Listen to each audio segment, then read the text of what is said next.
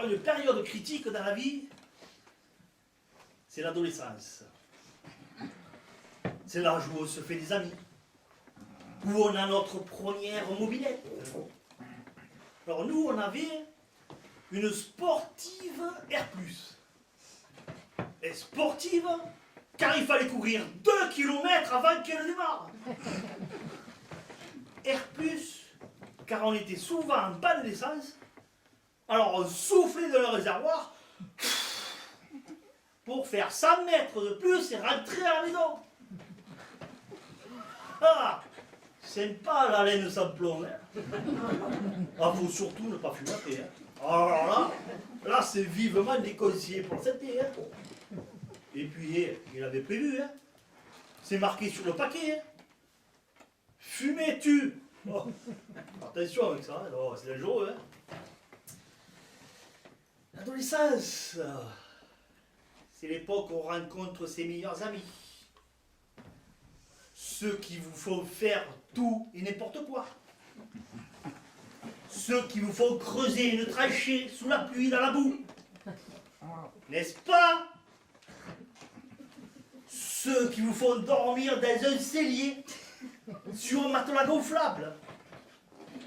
La tête de la cave à vin et les pieds de la tambour en machine à laver. N'est-ce pas? Ah, quand même. Il y a des choses qui se font pas quand même, hein. Faire dormir un amateur de vin la tête dans une cave à vin.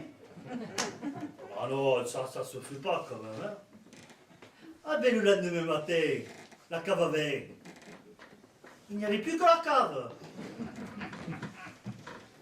L'adolescence, c'est l'époque où on se sent libre. On était insouciant, on a envie de voyager, de découvrir le monde. Enfin, c'est surtout les amis qui ont envie de découvrir le monde, hein. Alors, je vais vous raconter une histoire dans laquelle toute ressemblance avec des personnages existants ou ayant existé serait totalement, mais alors, totalement fortuite, hein. Alors, non, ça va. Je préfère le dire, on ne sait jamais. C'est donc l'histoire d'un garçon qu'on appellera complètement au hasard, on va l'appeler Nounours, au hasard, hein, qui va rendre visite à son meilleur ami, qu'on appellera Monsieur le Sage. Oui. On l'appelle Monsieur le Sage parce qu'il ne s'énerve jamais. Quand on lui annonce une catastrophe, il croise les bras en disant « Bon ». Puis il réfléchit en se touchant le menton. Et il annonce la solution. Alors, on va faire ça, ça et ça, et le problème est résolu. Eh, monsieur le sage, la tempête a emporté le toit de la maison. Comment faire? Bon. Faut mettre une vache. J'appelle le couvreur. Je passe boire apéro. Et le problème est résolu. Eh, monsieur le sage. Et il n'y a plus d'essence dans mon billet. Comment on fait? Oh. Bon. Je vois, oui. Tu souffles dans le réservoir, je monte, tu pousses, on fait l'apéro et le problème est résolu. Merci, il y en a une qui suit.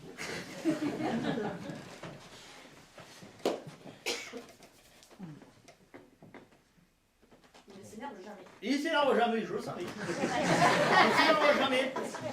Et monsieur le sage, il a une femme qu'on appellera, elle aussi, Madame le Sage. Parce qu'elle non plus, elle ne s'énerve jamais, hein? Non, jamais. C'est... Ou alors, elle fait peu, hein?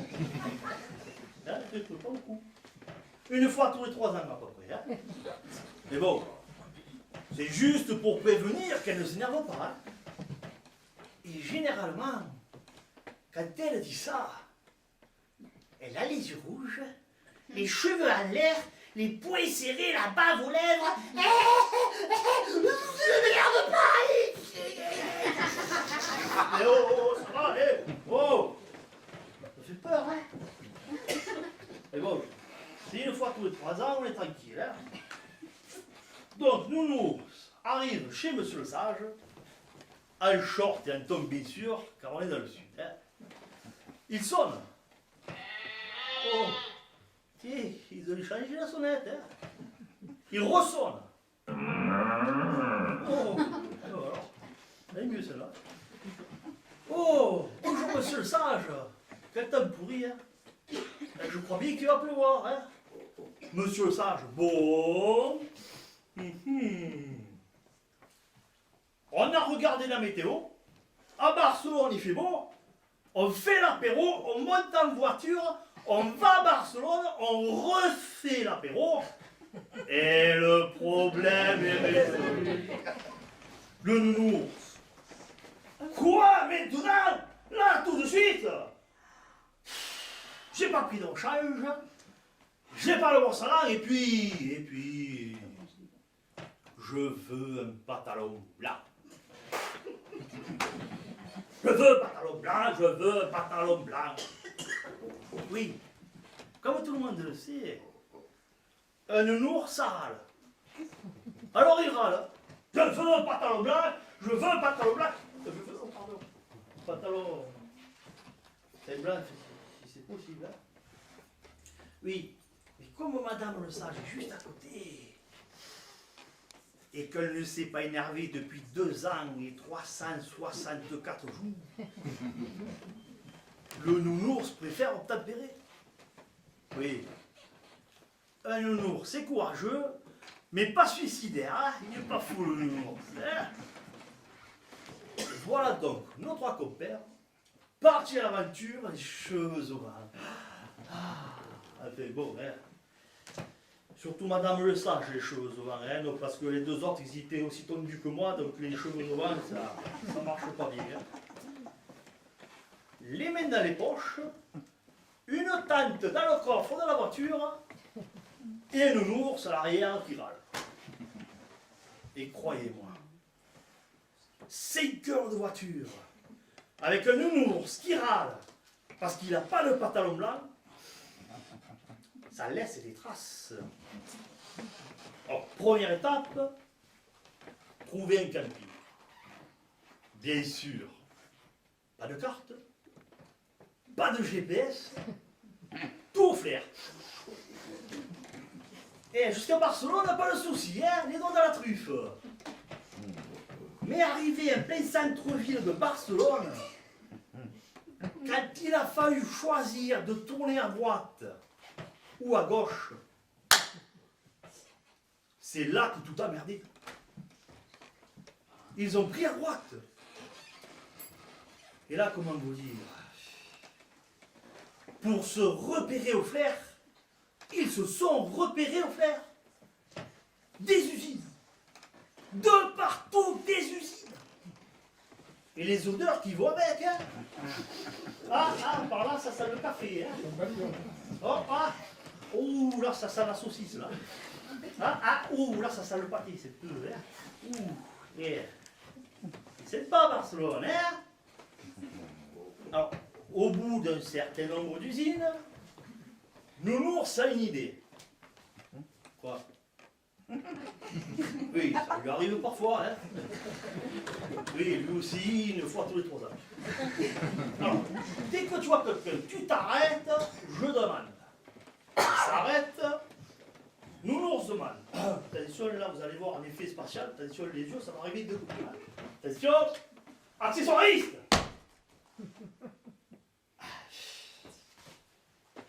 Oui, spectacle professionnel, mais petit budget quand même, hein.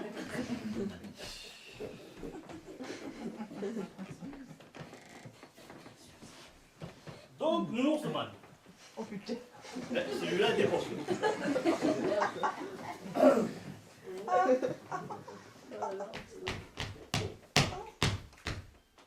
Bonjour, signor Señorita, on cherche la playa. Oui.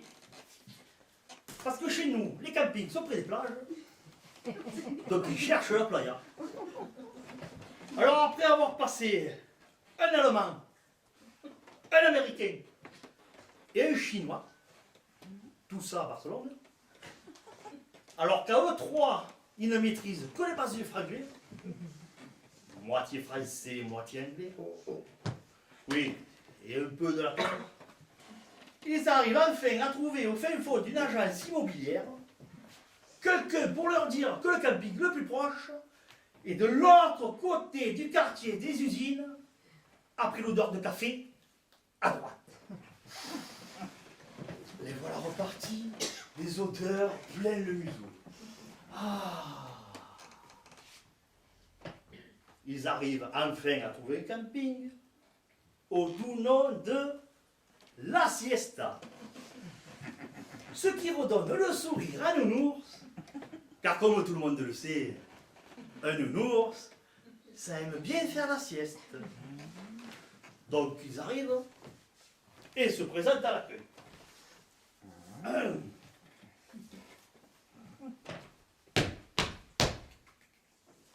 Bonjour, señorita. Une chambre pour 3, thank you, gracias. Et là, le charmant monsieur, qui ne parlait pas un mot de franglais, ni de latin d'ailleurs, leur explique gentiment qu'il n'accepte ni les chèques, ni les cartes bleues, ni les francs. Oui, à l'époque c'était les francs.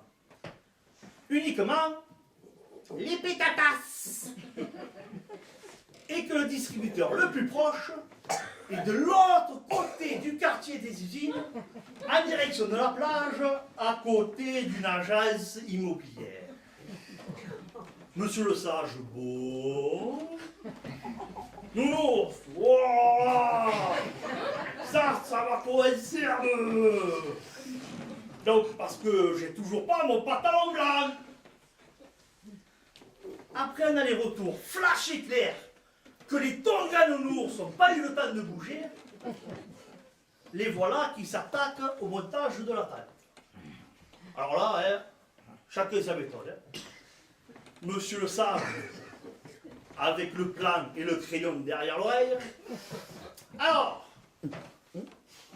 si je prends l'hypoténuse du carré, divisé par le théorème de Pythagore. Oh là, c'est compliqué tout ça, hein. Et Nounours, lui, avec la masse et les sardines, prennent les coudes. Je vais tout péter. Oui. Parce qu'à l'époque, les têtes que tu jettes en l'air, là, et quand elles retombent, la table est montée, la table est mise et le pastis est servi, ça n'existait pas encore, hein. Donc chacun s'attache à planter les sardines. Donc Nounours, avec la masse, je vais tout péter, hein. Madame le sage, avec la louche, et monsieur le sage, avec un petit marteau tout simple, hein. Pipipi, pipipi, pipipi. Et là, monsieur le sage, voyant Nounours avec sa délicatesse légendaire bourriner les sardines, lui dit: mon cher Nounours, tu feras attention qu'on n'est pas loin des tuyaux d'irrigation du système d'arrosage. Fais attention à ne pas en percer un. Gna gna gna gna gna gna gna gna. Et c'est à ce moment très précis que monsieur le sage a transpercé joyeusement un tuyau. Et que l'eau s'est mise à jaillir telle une fontaine romaine dans un jardin. Oh, que c'était beau! Oh là là! Monsieur le sage, bon, oula, Ouh, là, je crois que j'ai fait une boulette. Oh, la belle boulette. Je replante la sardine, ça rebouche le trou, je tords la sardine, je mets un peu de terre dessus, un peu d'herbe, on recule la tente, on fait l'apéro et le problème est résolu. Vous voyez, il y a tout qui suit là. La tente montée, Nounours, fier de lui, se dit tout en étant dans sa serviette que ce petit coin de nature doit être calme et paisible la nuit. Il s'allonge. Ah. Et là, que voit-il? Et surtout, qu'entend-il? Juste au-dessus des pieds.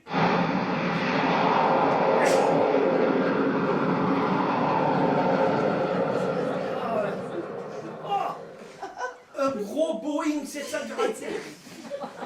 Oh! Ils ont des gros oiseaux ici, hein? Oh!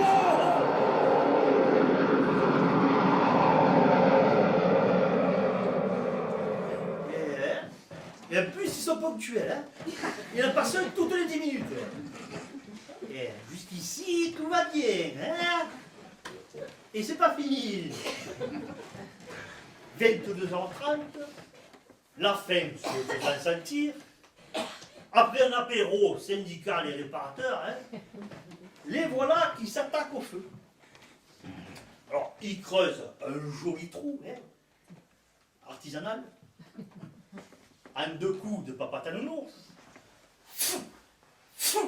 Oh, c'est un beau trou quand même, hein.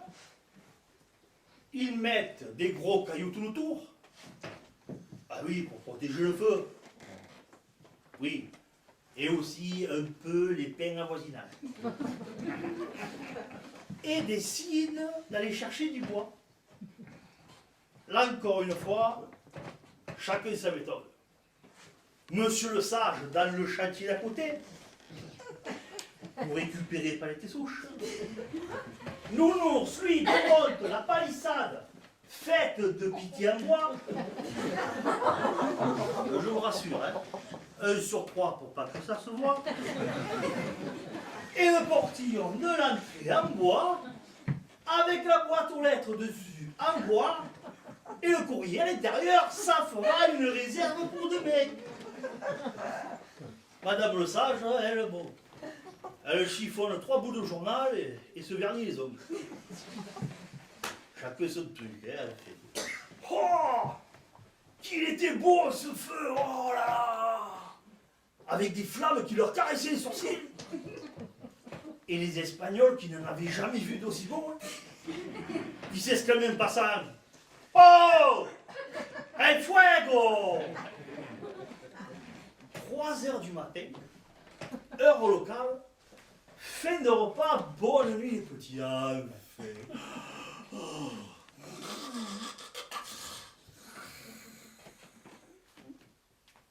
Quelques heures et ronflements plus tard, on entend la douce voix suave et féminine du 365e jour de Madame le Sage. Non, non! Tu sais, je ronfle. C'est normal. Je dors. Non, non, ça...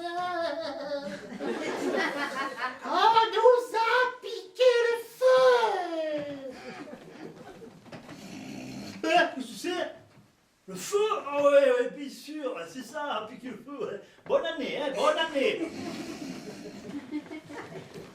Non, non, je te dis qu'on nous a piqué le feu.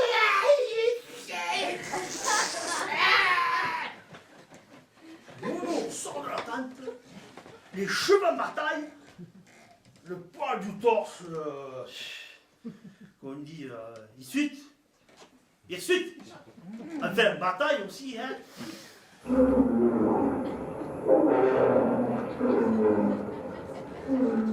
Oui, c'est plus bas. Oui, il faut surtout, mais alors, surtout, ne jamais réveiller un ours. Merci. Vous y étiez, là. Et là, le feu disparut. Les cailloux disparus. Le tas de bois disparu. Le trou rebouché, l'aspirateur passé et l'épée secouée pour remettre les aiguilles à leur place. Monsieur le sage a eu à peine le temps de sortir de la tente que le nounours était déjà parti à l'accueil. Il n'a même pas le temps de dire bon. Non. Ah, il n'a pas eu le temps, monsieur le sage. Hein. Elle est beau, là. Hein. Excusez-moi, oh. J'ai l'impression d'y être. Hein. Elle fait beau, j'ai tout. Oui, donc, nounours arrive à l'accueil. Oh, mais c'est bon, j'ai oublié le chapeau. Donc, je recommence. Hein. Donc, nounours arrive enfin à l'accueil.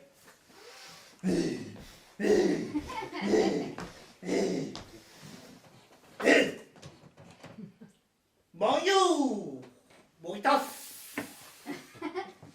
On nous a piqué le feu. Qui et pourquoi avant que je te mange un bras? Pardon? Green? Non, frigo. Il faut un barbecue. Vous voulez pas le dire avant, au lieu de faire l'âne des montagnes quand on vous parle comme ça, là? Et comment on dit barbecue dans votre pays? Et où je vais trouver un supermarché ouvert un dimanche? On lui tend un bout de papier avec écrit dessus Carabone. Carabone, ah, ça doit vouloir dire barbecue, ça, hein? Ok, t'es couillou, ouais, t'es couillou, tu vas voir, t'es couillou. On y va, hein, t'es couillou. Les voilà repartis à l'aventure, à la recherche du saint barbecue. Par miracle, ils trouvent un supermarché ouvert. Là, encore une fois, chacun sa méthode. Hein. Monsieur le sage va à l'accueil, demander où on peut trouver un carabone. Nounours, lui à gauche, tout offert. Madame le sage à droite, le papier à la main. Alors, carabone, ils sont où les carabones? Je ne sais pas. 3 tours de magasin plus tard, nous retrouvons monsieur le sage à l'accueil, en train de tartifler copieusement, tel un petit Astérix, le chargé de l'accueil.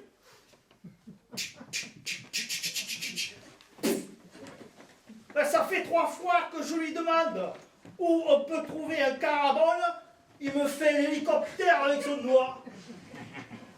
Le nounours. Attends, je vais essayer. Il faut lui parler gentiment à ce monsieur.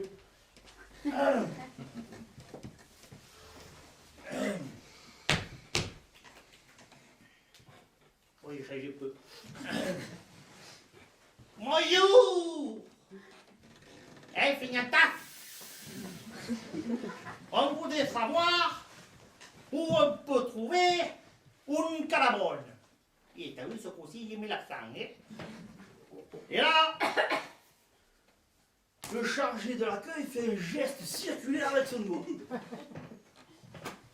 Nounours l'attrape par le col.